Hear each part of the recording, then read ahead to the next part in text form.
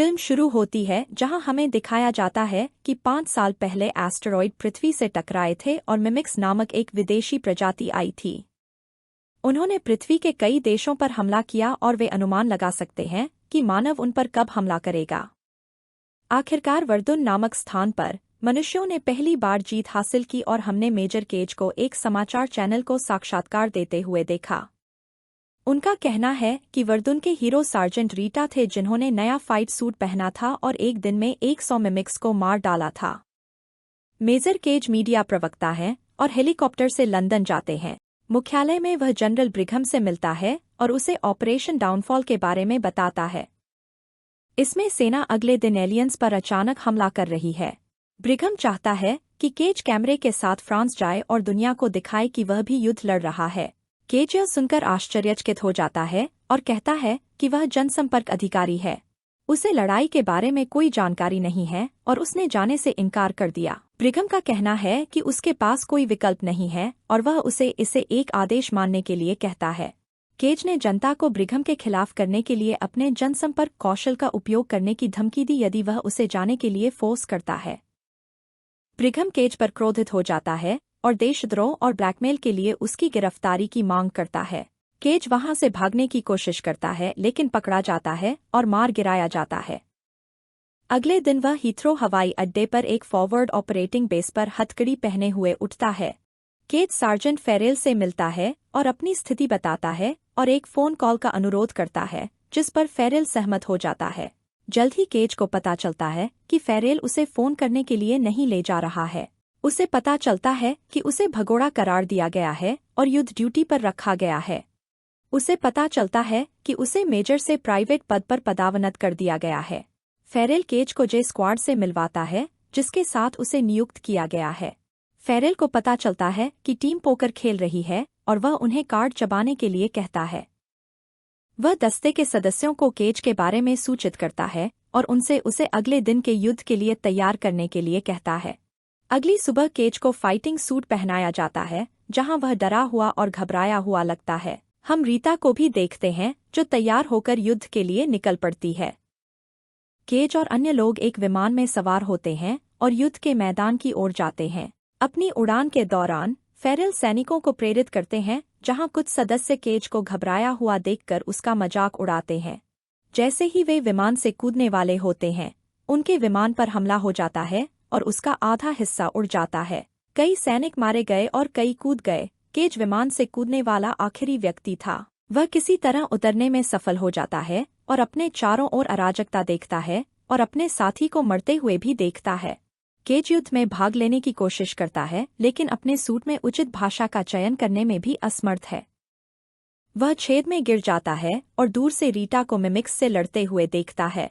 अचानक रीटा को कोई चीज टकराती है जिससे उसकी तुरंत मौत हो जाती है और केज को विश्वास नहीं होता कि क्या हुआ है। अन्य सैनिकों को एहसास हुआ कि दुश्मन को किसी तरह पता था कि वे आ रहे हैं और तैयार थे। अचानक मिमिक्स का एक समूह केज और अन्य लोगों पर हमला करता है जहां केज एक को मारने में सफल हो जाता है। अचानक पीछे से एक बड़ा मिमिक आता है और केज उसे विस्फोटक से मारने की कोशिश करता है।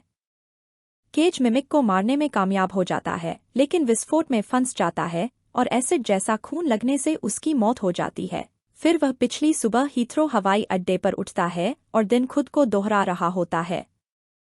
उन्होंने फेरेल के साथ वही बातचीत की और जे स्क्वाड से भी दोबारा मुलाकात की। अगली सुबह वह फिर से अपना सूट पहनता है और वही पुरानी बातें करते हुए उसी विमान में यात्रा करता है। विमान पर हमला हो जाता है और केज समुद्र तट पर उतरने में सफल हो जाता है। इस बार केज रीटा को बचाने में कामयाब हो जाता है लेकिन एक मिमिक उस पर हमला कर देता है और मर जाता है। दिन फिर से दोहराया जाता है और जब केज फेरेल और जे स्क्वाड को इसके बारे में बताने की कोशिश करता है तो वे उस पर विश्वास नहीं करते हैं। वे उसका मुंह बांध देते हैं और उसे विमान पर भेज देते हैं जहां विमान पर फिर से हमला होता है। समुद्र तट पर उतरने के बाद केज अपने साथी की जान बचाने की कोशिश करता है लेकिन मारा जाता है। दिन फिर से दोहराया जाता है और इस बार केज रीटा को युद्ध के मैदान में पाता है और उसकी जान बचाता है। रीटा को केज के बारे में कुछ अलग पता चलता है और वह उससे तब मिलने के लिए कहती है जब वह फिर से बेस पर उठता है। जब केज जागता है तो वह फेरेल से पोकर कार्ड छुपाता है और टीम को बचाता है। बाद में जब वे व्यायाम कर रहे होते हैं, केज रीटा की तलाश में वहां से भागने में सफल हो जाता है। वह रीटा को दूसरे अड्डे पर व्यायाम करते हुए पाता है और उसे अपनी मुलाकात के बारे में बताता है। रीटा बताती है कि जब केज की मृत्यु हुई तो मिमिक के खून ने उन्हें उस दिन को दोहराने की शक्ति दी। इसलिए जब भी केज मरता है तो दिन खुद को दोहराते हैं और रीटा यह जानती है क्योंकि उसके पास भी यह शक्ति थी लेकिन उसने इसे खो दिया। रीटा केज को पूर्व सरकारी वैज्ञानिक और मिमिक बायोलॉजी के विशेषज्ञ डॉक्टर कार्टर से मिलने ले जाती है।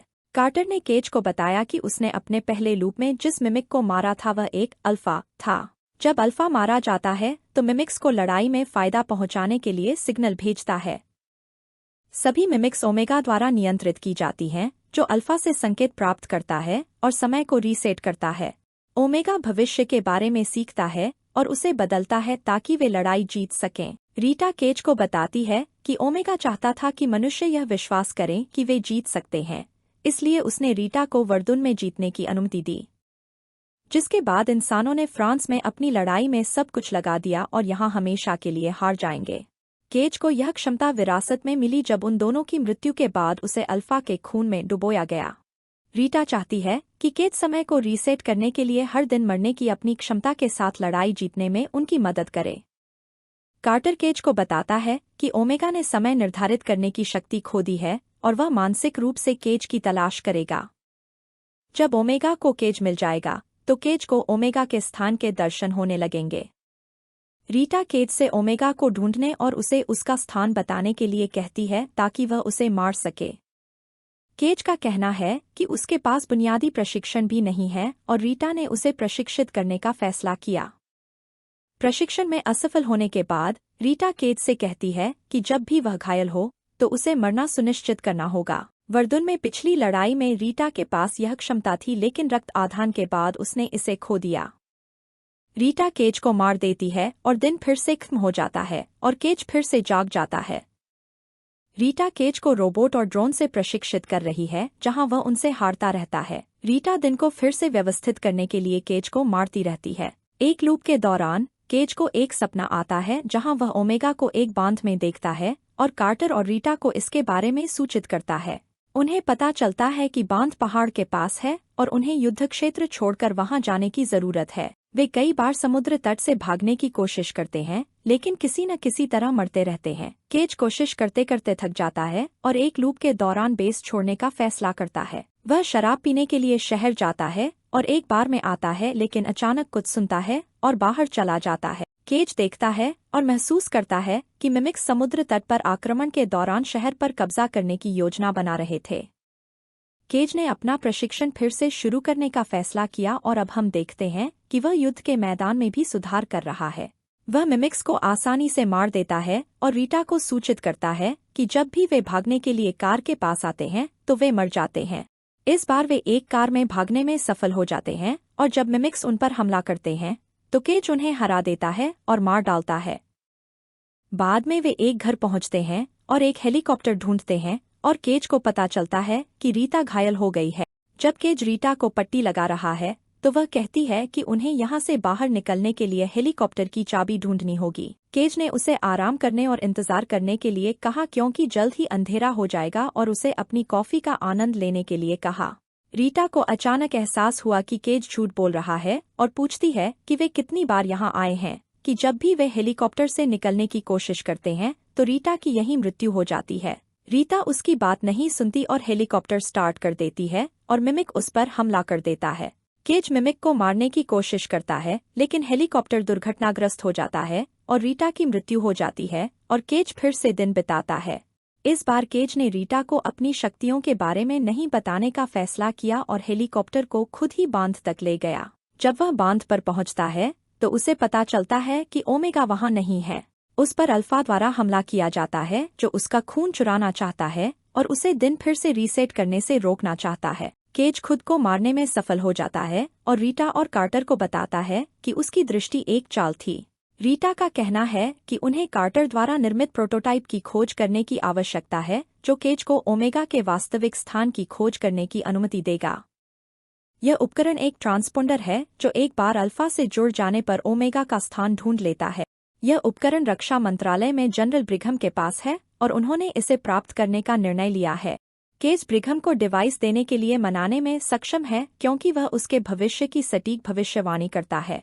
केज ने प्रोटोटाइप को सक्रिय करने के लिए डिवाइस को अपने पैर में चिपका लिया क्योंकि वह अब एक अल्फा है।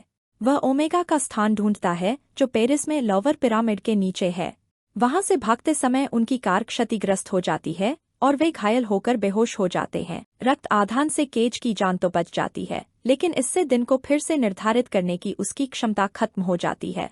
जब रीटा उसे ढूंढती है और मारने वाली होती है तो केज उसे रक्त आधान के बारे में बताता है और वह रुक जाती है। वे आक्रमण शुरू होने से पहले ओमेगा को मारने का फैसला करते हैं और जे स्क्वाड से मिलने जाते हैं। केज प्रत्येक सदस्य की व्यक्तिगत बातें बताकर उन्हें अपनी टीम में शामिल होने के लिए मनाने में सफल होता है।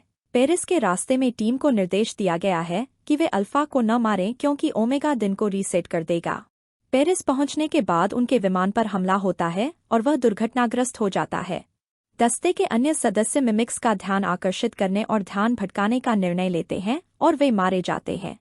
वे कई मिमिक्स से लड़ते हैं और ओमेगा के भूमिगत स्थान तक पहुंचते हैं। रीटा अल्फा का ध्यान भटकाने का फैसला करती है और केज को ओमेगा के पास जाने के लिए कहती है। अल्फा रीटा को मार देता है और केज के पीछे जाकर उसे बुरी तरह घायल कर देता है।